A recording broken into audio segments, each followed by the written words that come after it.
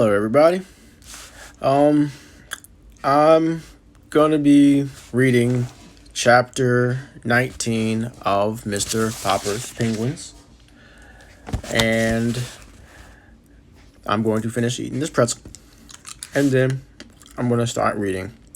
Alright, so chapter 19, Admiral Drake.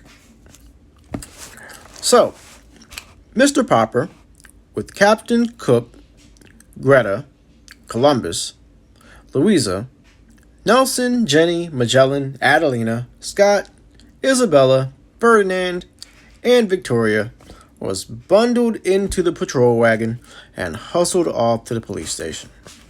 None of his pleas could move the desk sergeant. That theater manager is pretty mad at the way you busted into his theater, so I'm holding you. I'm going to give you all a nice quiet cell, unless you furnish bail. I'm putting the bail at $500 for you and $100 for each of these birds. Of course, Mr. Popper did not have that much money about him. Neither did Mrs. Popper when they telephoned her at the hotel. The hotel bill was paid for several days ahead, but she had no cash. The check for the final week's salary was not due until the end of the week. Indeed, it now looked as it now looked as if the Poppers would never see that check, since they could not get the Penguins out of jail long enough to put on their act at the Royal Theater. If only they could have gotten in touch with Mr. Greenbaum, Mr. Popper knew. That kind man would have got them out. But Mr. Greenbaum was somewhere in Hollywood out on the Pacific coast, and the Poppers had no idea how to reach him. It was very dull for the birds in jail. Wednesday came and there was still no word from Mr. Greenbaum. Thursday, and the birds began to droop. It was soon apparent that the lack of exercise combined with the heat might prove too much for them. There were no more tricks or merry games. Even the younger birds sat all day in dismal silence, and Mr. Popper could not cheer them up. Mr. Popper had a feeling that Mr. Greenbaum would probably turn up by the end of the week to see about renewing the contract. But Friday passed without any news of him. Saturday morning, Mr. Popper got up very early and smoothed his hair. Then he dusted off the Penguins as well as he could, for he wanted everything to look as presentable as possible, in case Mr. Greenbaum should appear. About 10 o'clock, there was a sound of footsteps in the corridor, and a jingling of keys, and the door of the cell was opened. "You're free, Mr. Popper. There's a friend of yours here." Mr. Popper stepped into the light with the Penguins. "You're barely in time, Mr. Greenbaum," he was about to say. Then, as his eyes became accustomed to the light, he looked again. It was not Mr. Greenbaum who stood there. It was a great bearded man in a splendid uniform. Smiling, he held out his hand to Mr. Popper. "Mr. Popper," he said, "I am Admiral Drake." "Admiral Drake!" gasped Mr. Popper. "Not back from the South Pole?" "Yes," said the Admiral.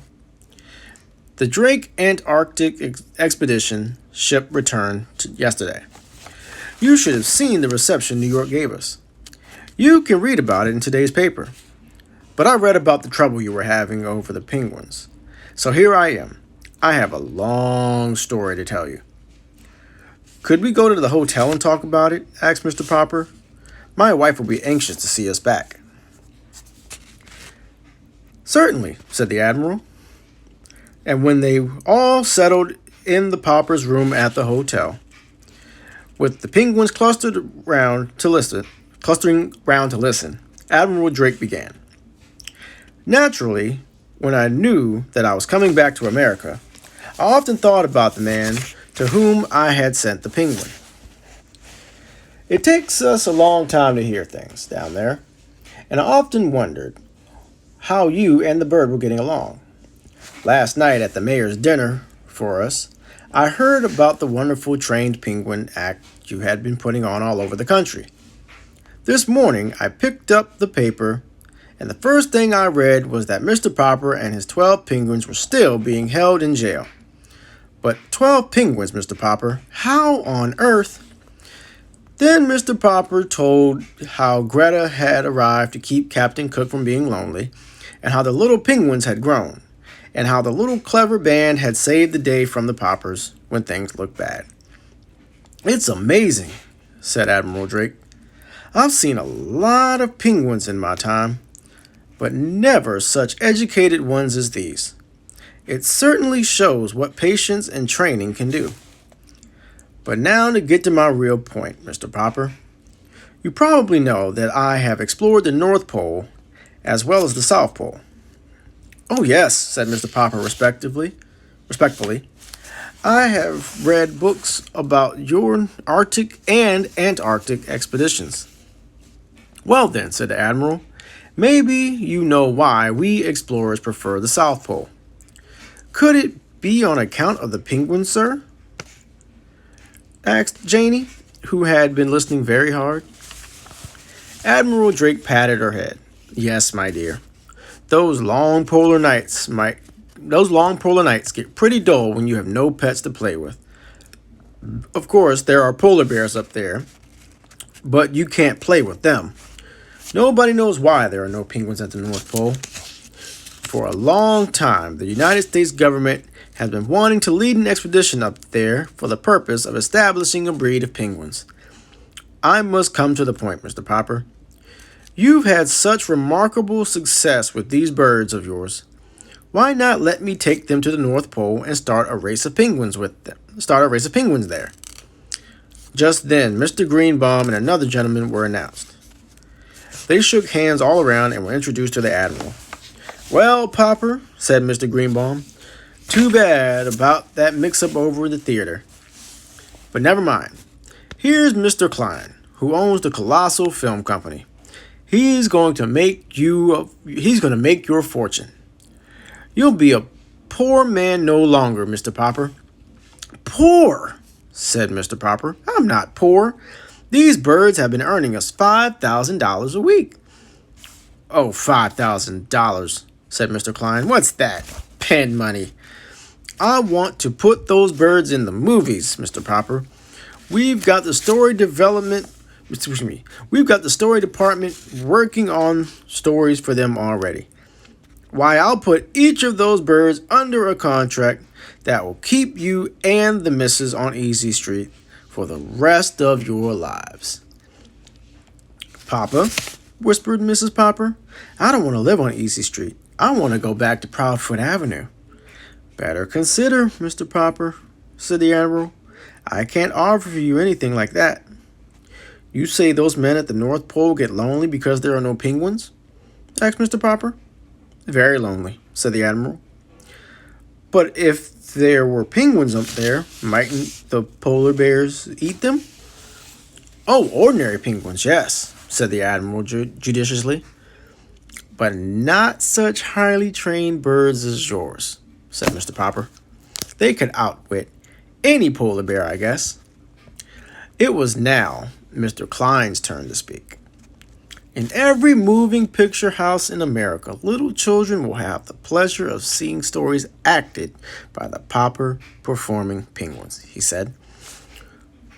Of course, if we succeeded in establishing the breed at the North Pole, said the Admiral, the name might have to be changed a little.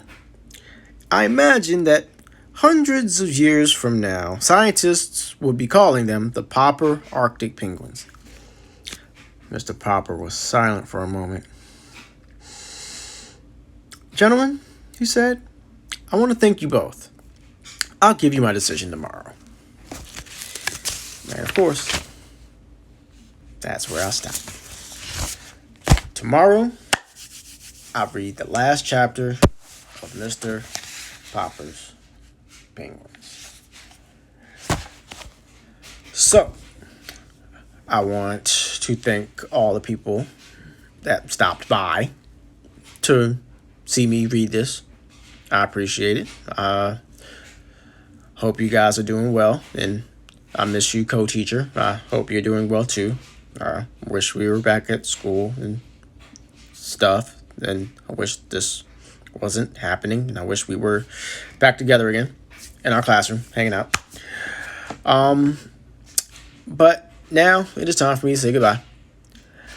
I hope everybody's having a great time. I hope everybody's staying safe, staying healthy, staying happy.